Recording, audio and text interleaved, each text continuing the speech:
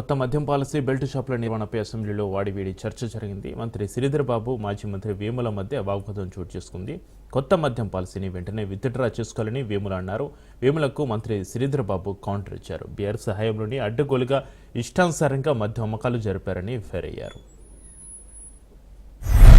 కొత్త బ్రాండ్లు, కొత్త బీర్లు, కొత్త బార్లు, మరిన్ని షాపులు, ఇదేనా ఈ కాంగ్రెస్ పార్టీ యొక్క పాలసీ, ప్రభుత్వం యొక్క పాలసీ అని చెప్పి నేను అడుగుతా ఉన్నాను అధ్యక్ష.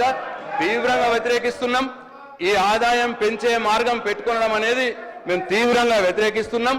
దీన్ని ఉపసంహరించుకోవాలని చెప్పి ప్రభుత్వాన్ని నేను డిమాండ్ చేస్తూ 12,000 కోట్ల ఆదాయం పెంచడానికి పెట్టుకున్నారు. ఇది చాలా ఎక్కువ అధ్యక్ష. ఒకటేసారి మరి మొత్తం మీ ఆదాయం కోసం కుటుంబాలని ఛిద్రం చేస్తారా అని చెప్పి నేను ఈ ప్రభుత్వాన్ని అడదలుచుకున్న అధ్యక్ష.